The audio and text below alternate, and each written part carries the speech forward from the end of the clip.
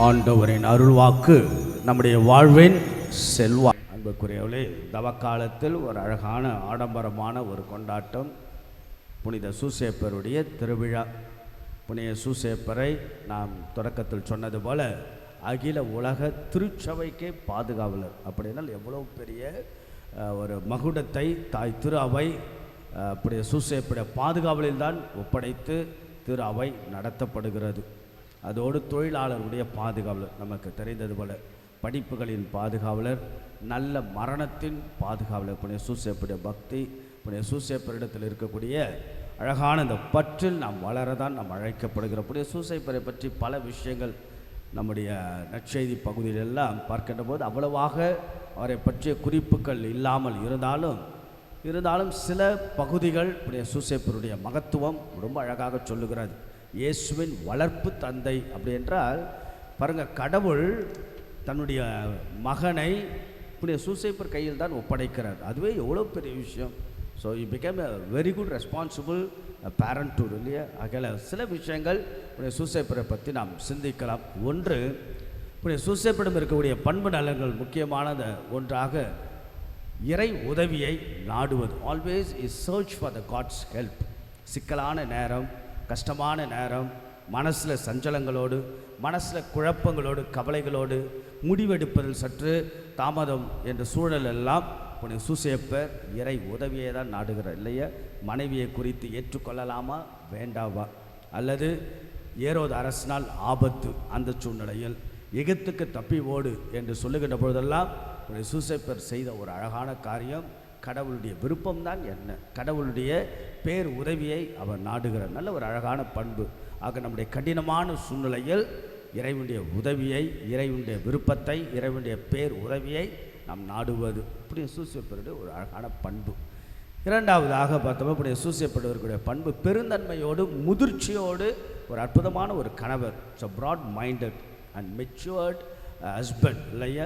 ஆக மரியாள் கருவுற்று இருக்கிறாள் திருமணத்துக்கு முன்பாக. அப்படிப்பட்ட சூழ்நிலையில் மறைவாக விலக்கிவிட திட்டமிடுகிறார். எவ்வளோ ஒரு ஜென்டில், எவ்வளோ ஒரு கைண்ட், எவ்வளோ ஒரு அழகான ஒரு பண்பு. யாருக்கும் எந்த ஒரு பாதகம் இல்லாமல், அதுவும் தன்னால் தன்னுடைய பெண்ணுக்கு ஒரு எந்த ஒரு பாதிப்பும் ஒரு கஷ்டமும் வரக்கூடாது என்ற ஒரு அழகான அற்புதமான ஒரு கணவராக, அவ்வளோ ஒரு பெருந்தன்மையோடு முதிர்ச்சியோடு நடக்கக்கூடிய அழகான பக்குவம். இன்றைக்கெல்லாம் இது போன்ற பண்புகள் குடும்பங்களில் இருந்தால் எவ்வளோ மகிழ்ச்சியாக, எவ்வளோ அழகாக குடும்பங்கள் செல்லும் இல்லையா? பெருந்தன்மையோடு, மகிழ்ச்சியோடு, முதிர்ச்சியோடு வாழக்கூடிய கணவனாய் மனைவியாய் குடும்பங்களில் வாழ்வது. இது இரண்டு. மூன்றாவது, குழந்தைக்கு ஆபத்து என்று தெரிந்தவுடன் எப்படியாவது குழந்தையும் மனைவியும் காப்பாற்ற வேண்டும் என்பதற்காக எப்பொழுதெல்லாம் அறிவுறுத்தப்படுகிறதோ அப்பொழுதெல்லாம் குழந்தையும் மனைவியும் கூட்டிக் கொண்டு எகிப்துக்கும் அல்லது நாசரத்துக்கும் சென்று கொண்டே இருக்கிறார். எவ்வளவு கடவுள் தன்னிடம் கொடுக்கப்பட்ட பொறுப்பில் அவ்வளவு கவனமாக. இரண்டாம் வத்திக்கான் சங்கம் சொல்லும், த responsible parenthood is very important. பொறுப்புள்ள பெற்றோர்கள், எவ்வளவு அழகான பொறுப்புள்ள ஒரு பெற்றோராக சூசேப்பருடைய வாழ்க்கை. ரொம்ப இன்றைக்கு காலங்களில் நிறைய பிள்ளைகள் பார்த்தோன்னா சீரழிந்து போவது, கலாச்சாரங்கள் மாற்றங்கள், அல்லது தெய்வ பயம் இல்லாமல் இருப்பது.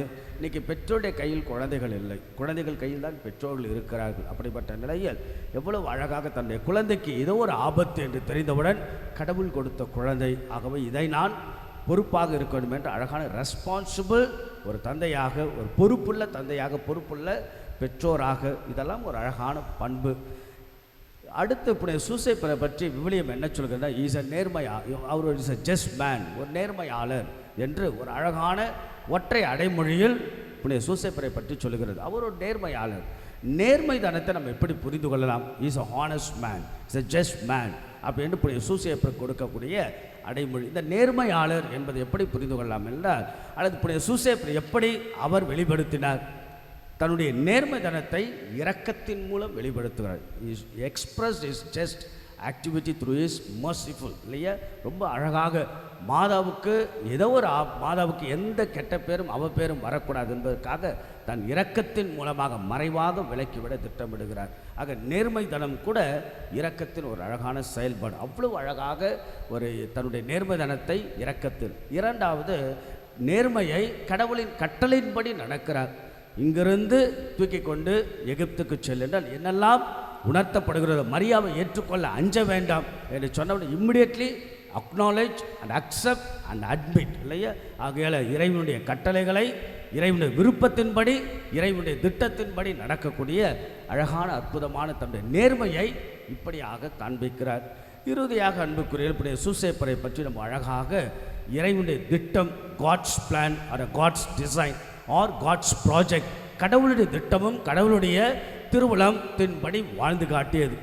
கடவுளுடைய திருவுளத்தை நாம் எப்படி தெரிந்து கொள்வது, கடவுளுடைய திட்டத்தின்படி நாம் எப்படி அறிந்து கொள்வது இல்லையா, அடிப்படையில் ஒரு சாதாரண கேள்விகள். அதனால் அப்படி சூசேப்பருக்கு கனவில் சொன்னது போல் நமக்கு வரப்போவது கிடையாது. அப்படி என்றால் இப்படி சூசேப்பர் இருந்த இந்த அழகான பண்பு இறைவனுடைய திட்டத்தின்படி வாழ்வது, அதை நாம் எப்படி வாழ்ந்து கொள்ளலாம், தெரிந்து கொள்ளலாம். 2 விஷயம். ஒன்று என்னென்னா, அக மனப்பக்குவத்தை தூண்டுவது. இன்டர்னல், நம்முடைய மனசுக்குள்ளாக இருக்கக்கூடிய லிசன் த இன்னர் வாய்ஸ். இன்றைக்கி நாய்ஸ் கல்ச்சர், எங்கே பார்த்தாலும் இரைச்சல், எங்கே பார்த்தாலும் பதற்றம், எங்கே பார்த்தாலும் பரபரப்பு. ஒரு அமைதியாக நாம் நேரத்தை செலவிடுவது கிடையாது. To listen the inner voice of God. கடவுளை அமைதியில் நாம் இறைவனை தேடுவது, அமைதியில் இறைவன் என்ன சொல்லுவார் என்ற அகம் மனப்பக்குவத்தை தூண்டுவது.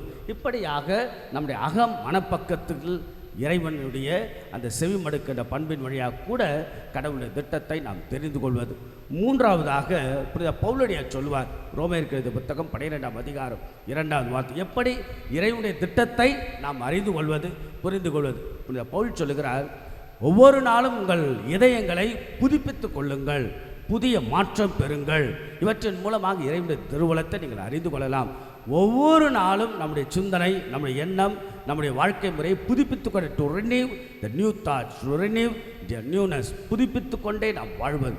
இப்படியாக இறைவனுடைய திட்டத்தின்படி நாம் வாழ்கின்ற மனிதர்களாக, மக்களாக சூசேப்புடைய பாதுகாப்பு, அவருடைய பண்பு நலன்கள், பெருந்தன்மையோடு முதிர்ச்சி பெற்ற ஒரு கணவராக, அல்லது இப்படி சூசேப்பருடைய இக்கட்டான சூழ்நிலைகளில் இறைவனுடைய உதவியை நாடுவது, நல்ல ஒரு அழகான பொறுப்புள்ள பெற்றோராக இறைவனுடைய திருவுளத்தின்படி நேர்மைத்தனத்தோடு வாழ்வது. இப்படியாக சூசேப்பருடைய பண்பு நலன்களில் நாம் வாழ்வோம். அவருடைய பரிந்துரையும் பாதுகாவலையும் கேட்போம். அப்படியே சூசேப்பர் எல்லாரும் நிறைவாக, அவிலா திரேசம்மா சொல்லுவாங்க, இப்படியே சூசேப்பர் நான் எதை கேட்டாலும் பெறாமல் போவதே கிடையாது. இப்படி அவிலா திரேசமுடைய வாழ்க்கை சொல்லப்பட்ட ஒரு அழகான சொல்லாடு. சூசேப்பரிடத்தில் ஜெபிப்போம், அவருடைய பாதுகாவலில் நம்ம ஒப்பு கொடுத்து வேண்டுவோம்.